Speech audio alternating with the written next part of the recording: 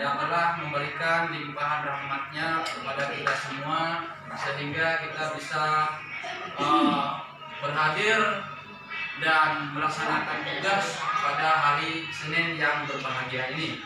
Dan kemudian selawat salam tidak jemu pula kita sampaikan kepada Pemuluh Alam, yaitu Nabi besar Muhammad SAW yang telah membawa kita dari alam jahiliyah kepada alam yang Islamnya, dari alam kebodohan kepada alam yang penuh dengan ilmu pengetahuan sebagaimana yang kita rasakan pada saat yang berbahagia ini. Baik Bapak Ibu, saya ucapkan terima kasih sebelumnya karena telah berkenan sekiranya untuk duduk dan memperhatikan serta mendengarkan apa yang nanti akan saya sampaikan. Dan kemudian ibu-ibu bapak sekalian yang saya hormati, adapun yang ingin saya sampaikan itu terkait dengan budaya positif. Dan ini adalah salah satu modul guru penggerak saya di LMS. Jadi budaya positif. Adapun pertanyaan pemantik, apakah kita melakukan sesuatu karena adanya dorongan dari lingkungan atau dorongan yang lain, ya? Atau terkadang kita melakukan sesuatu karena kita menghindari rasa sakit atau ketidaknyamanan. Terkadang kita juga melakukan sesuatu untuk mendapatkan apa yang kita mau.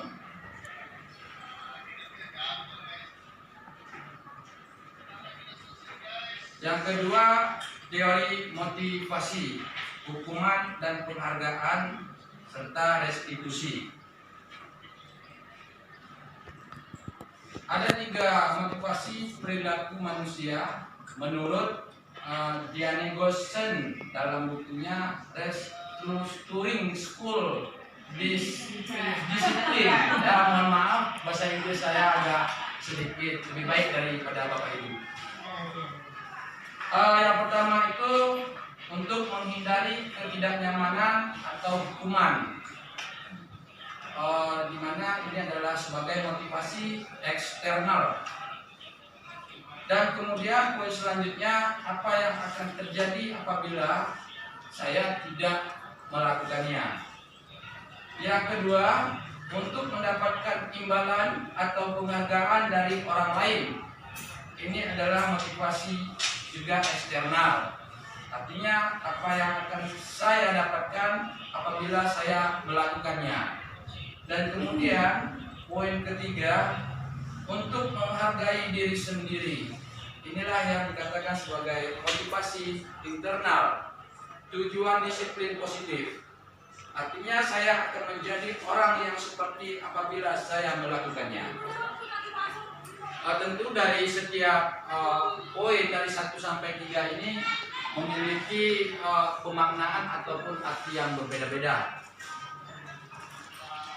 Merdeka, menurut Ki Hajar Dewantara, merdeka itu artinya tidak hanya terlepas dari perintah, akan tetapi juga cakap buat memerintah diri sendiri. Selanjutnya dihukum oleh penghargaan, bahwa penghargaan berlaku sama dengan hukuman. Penghargaan maupun hukuman adalah cara-cara mengontrol perilaku seseorang yang menghancurkan potensi untuk pembelajaran yang sesungguhnya. Jadi sepertinya kita juga mesti hati-hati dengan sebuah penghargaan, karena jika telah terbiasa dengan hal itu juga akan dikhawatirkan dapat menghancurkan diri seseorang.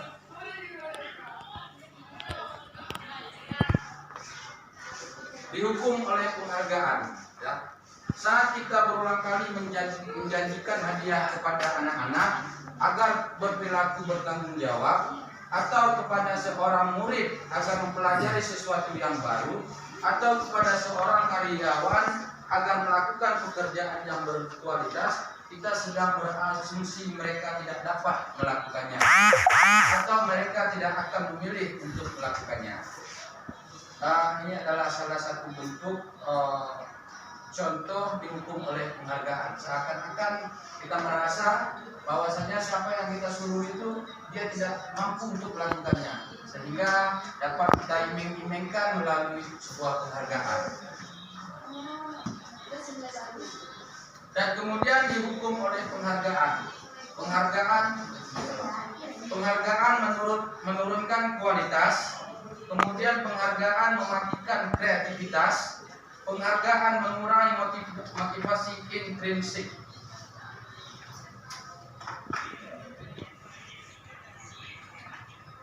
Belajar adalah penghargaan sesungguhnya.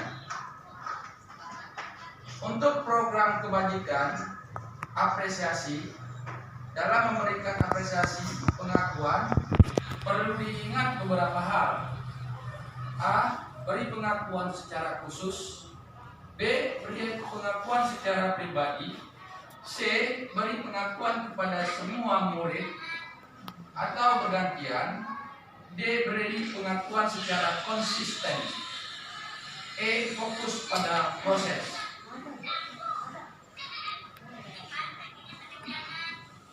Tindakan guru. Mencatat 100 kali di dalam buku kalimat. Saya tidak akan terlambat lagi karena terlambat ke sekolah.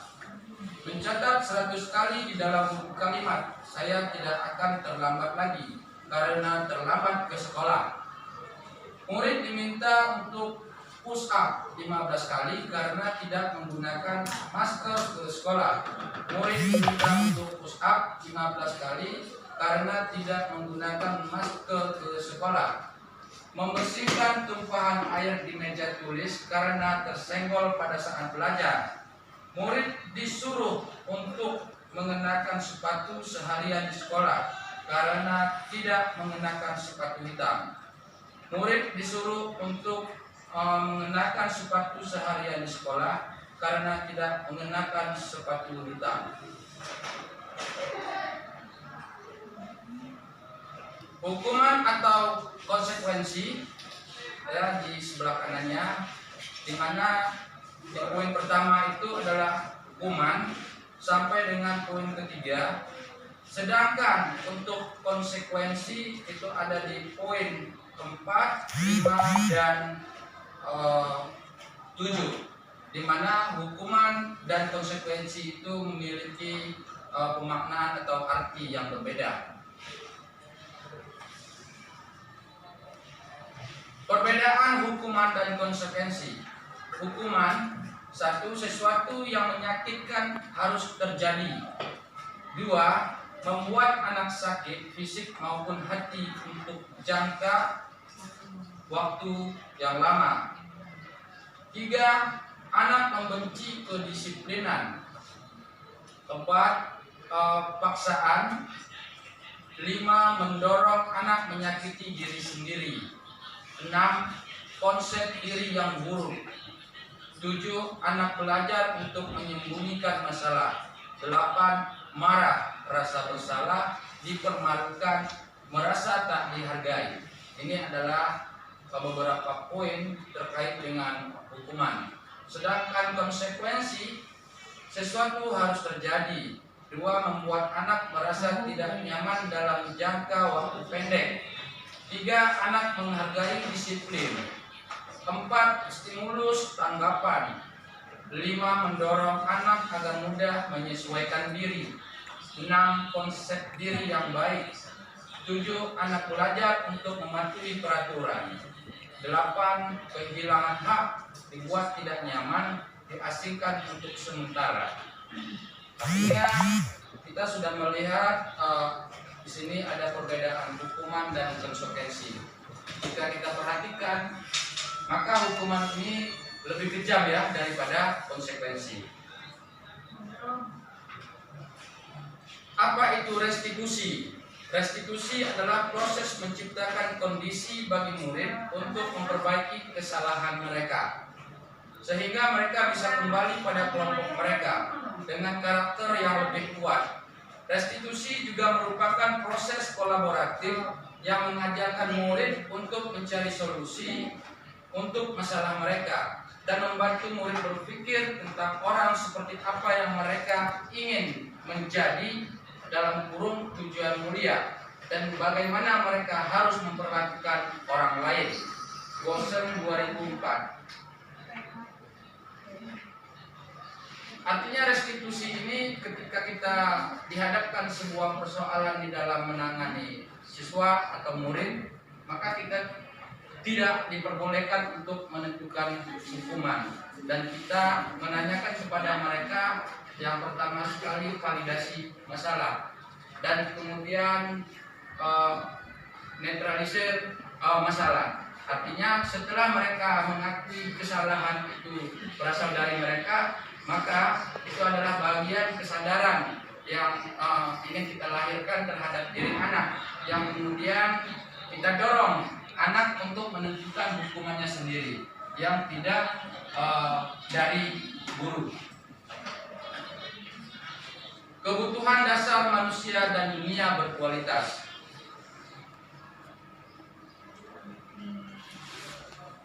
Setiap tindakan peserta didik dilakukan untuk memenuhi kebutuhan dasar mereka.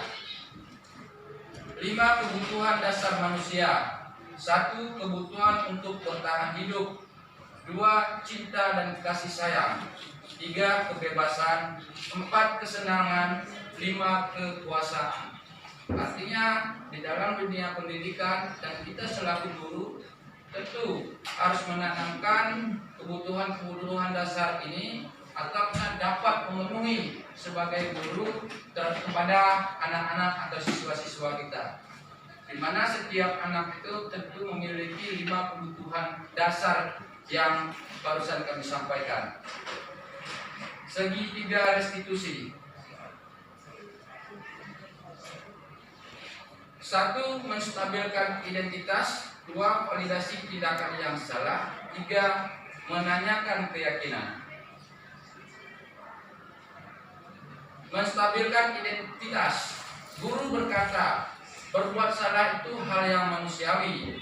Tidak ada manusia yang sempurna. Bapak atau ibu juga buat salah. Kita pasti bisa menyelesaikan permasalahan ini. Bapak ibu tidak tertarik untuk mencari tahu siapa yang benar, siapa yang salah. Bapak ibu lebih tertarik untuk menyelesaikan masalah. Kalau kamu menyalahkan dirimu sendiri terus-menerus, apakah kamu bersikap baik pada dirimu sendiri? Ini adalah salah satu teks yang sifatnya menstabilkan identitas ketika kita dalam menghadapi sebuah persoalan atau kasus. Sedangkan validasi kebutuhan, guru berkata, kamu bisa saja kan melakukan hal yang lebih buruk, tapi kamu tidak melakukannya kan? Kamu pasti punya alasan mengapa melakukannya. Apa yang penting bagi kamu? Kamu boleh tetap berusaha menjaga sikap itu, tapi tambahkan sikap yang lain, yang baru. Maukah kamu belajar cara lain untuk mendapat yang kamu butuhkan tanpa harus memukul? Apakah kamu bisa melakukan dengan lebih baik besok lagi?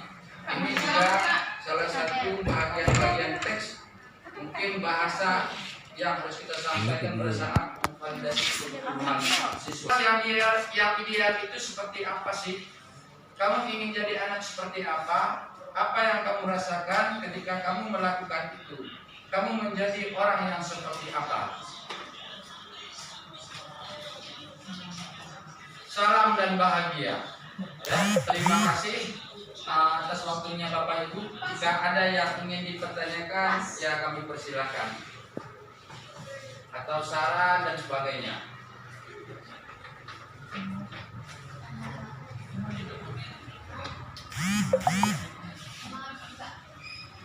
Artinya pertanyaan itu bagian dari diskusi, mungkin kita bisa diskusikan gitu. Enggak mesti. Jika memang ada paham semua, kita lewatkan. Oke, baik Bapak Ibu semuanya, terima kasih atas waktunya. Maka sekali lagi kami ucapkan terima kasih dan kami akhiri. Assalamualaikum warahmatullahi wabarakatuh. Hari ini kemarin itu Bapak mendapat laporan bahwasanya Doni memukul Galang. Benar Galang? Benar Pak. Baik. Apa masalahnya Doni? Soalnya Pak, kemarin kami kan ada kelas meeting Pak. Ya. Ada acara main bola. Ya. Dia saya suruh main karena dia sudah memakai baju kostum. Ya. Dia nggak mau, terus nggak mau dia mengejek. Ya. Lalu saya pukul. Ya. Ada kata-kata. Langsung kamu pukul. Asal masalahnya kamu menyuruh dia bermain voli gitu, dia nggak mau, terus diajak. Ya. Baik, jadi Doni, Galang, kita kan manusia yang pasti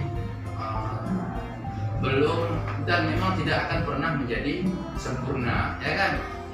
Jadi ada rasa emosi, kejut, dan kemudian itulah yang memang manusiawi, ya. Jadi Doni juga tidak bisa demikian, yang pastinya karena langsung naik pukul itu sudah kita hidup di terminal saja atau di tempat-tempat preman, gitu kan? Nggak boleh. Nah, Doni tahu kan keyakinan peraturan sekolah? Tahu Pak. Dibolehkan tidak untuk memukul teman itu? Nah, seharusnya bagaimana? Seharusnya itu. Harusnya kemarin saya coba bertanya dulu.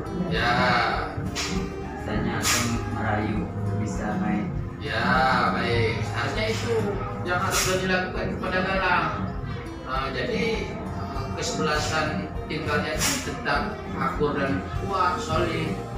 Ini kan kalian satu kelas saling pukul, tentu berpengaruh terhadap permainan nantinya, ya kan? Jadi sudah menyadari. Sudah Pak. Lalu bagaimana selanjutnya Doni sebagai konsekuensinya terhadap kejadian kemarin? Jika saya bisa dimaafkan oleh Galang, maka kami memaafkan aja Pak. Oh, minta maaf. Ya Pak. Baik, Bapak pikir itulah jalan satu-satunya agar kalian bisa saling berdamai. Ya Galang? Ya Pak. Galang bersedia? Sedia. Ya, bersedia kan? Yang namanya perdamaian. Jika memang itu menjadi solusi konsekuensi daripada kejadian kemarin, coba lakukan Doni, biar Bapak saksikan sebagai keyakinan bagi Bapak. Setelah keluar dari sini kalian tidak ada masalah lagi. Lakukan.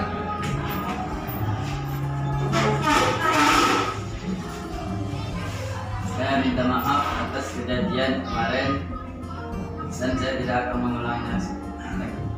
Yang saya akan memaafkan kamu yang telah memukul saya kemarin. Baik. Jadi ini alhamdulillah sudah berdamai, ya, keluar dari sini tidak ada lagi yang namanya terjadi pemukulan, baik itu ke Galang maupun ke Doni maupun ke siswa lain, nggak boleh, ya kan? Sudah mengerti kan? Jadi Bapak harap sampai di sini kalian tetap menjadi teman yang baik, bisa? Bisa Pak, bisa Pak. Baik, jika demikian maka Bapak anggap ini sudah clear, ya. Terima kasih Doni.